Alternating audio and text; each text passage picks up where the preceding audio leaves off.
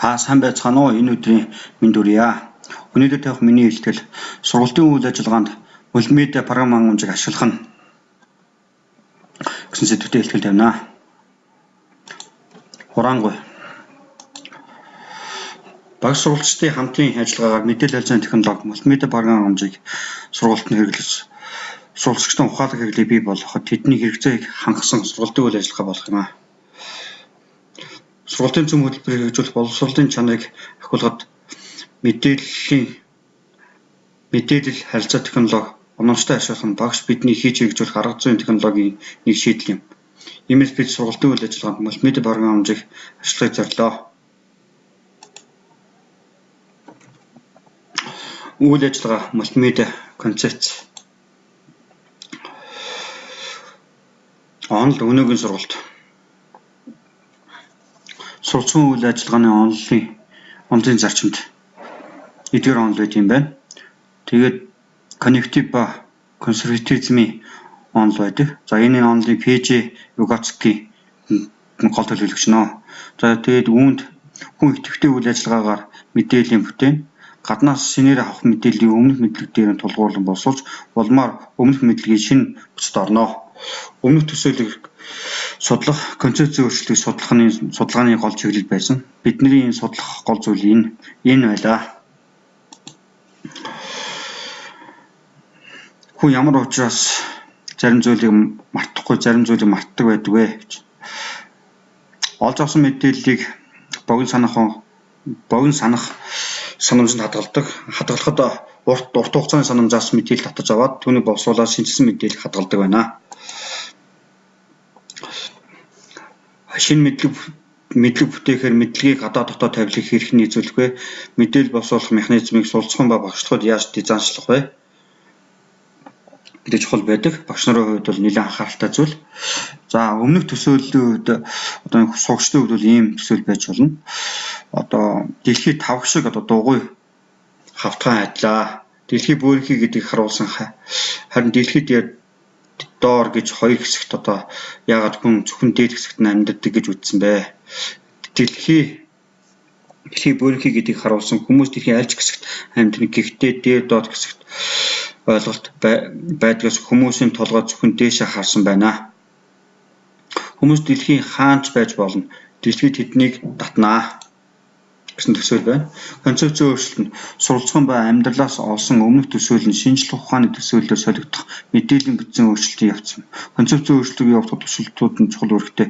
Хүүхдүүд өмнөх төсөөлийг яаж илрүүлэх вэ? Өмнөх төсөөл шинжлэх ухаанч биш байдгийн шалтгаан нь юу вэ? Өмнөх төсөөлийн шинжлэх ухааны төсөөлөөр солих боломж энэ үед гарах бэрхшээлүүд.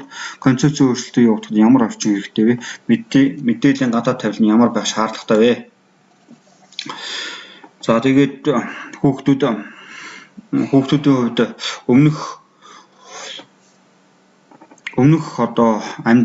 өмнөх төсөөл нь бол ихэвчлэн шинжлэх ухааны биш байдаг ахуйн хэл ярианы хэрэглэгдэх амьдралын туршлагын гол үүрэг үүсгдэг.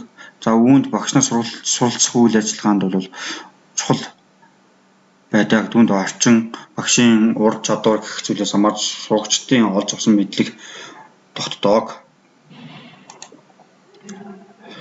За сургалтын үйл ажиллагаа мултимедиа програм хангамжийг ашиглах нь практик байна. За үүнд 5 нэг хичээлийг ашигласан байгаа. За гурвалжингийн талбайг олох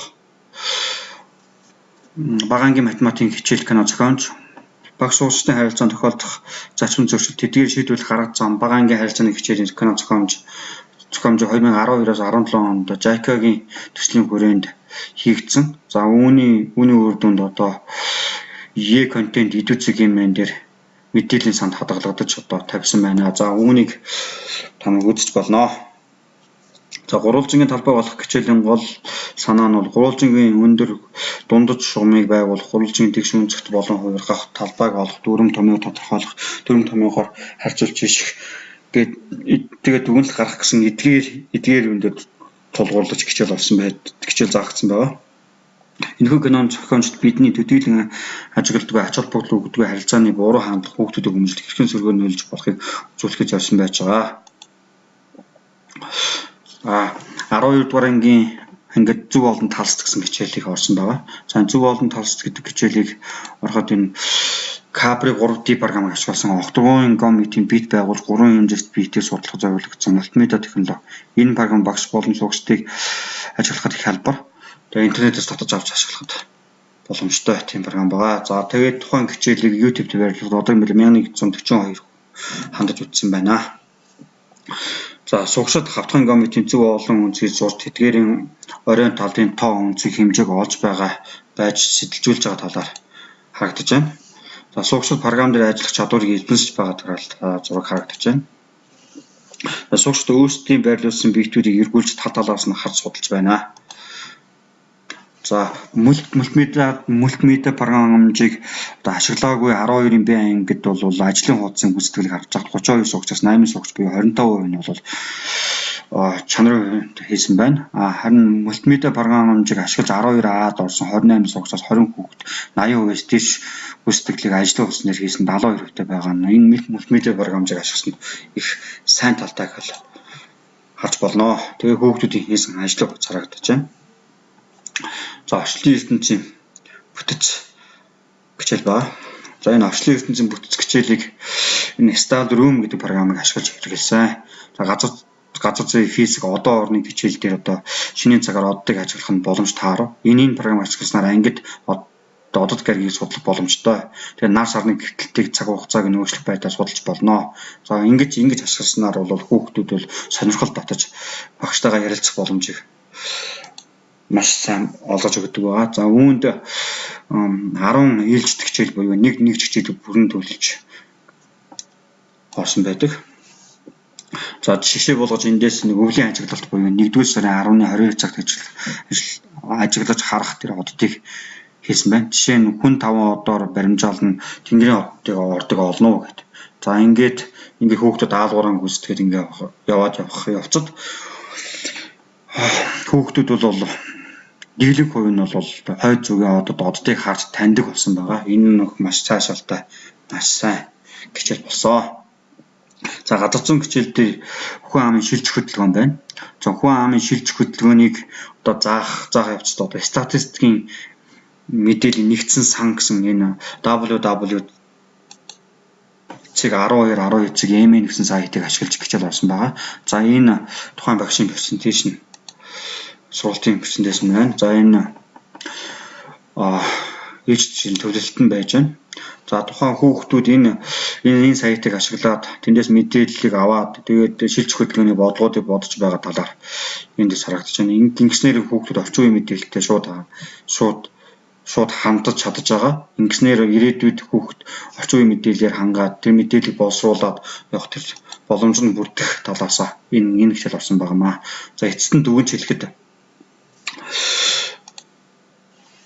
багш өөрсдийн хичээлд ашиглах боломжтой аппликейшн судлах сурагчдаа зааж өгөх хэрэгтэй байна.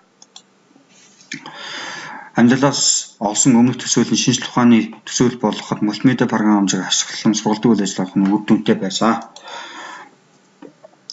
Энэ төсөөллийг бий болгоход олон удаагийн туршилт авалт хэрэгтэй. Үүний сурагчид аппликейшн програм ашиглаж хийх боломжтой юм. Шинэ төсөөлөл нь сурагчдад үнэмшилтэй байх тэдэнд үнэхээр ийм байна гэсэн итгэл төрүүлэхэд мультимедиа програмжийг ашиглах нь үр дүнтэй байна. За ном зүй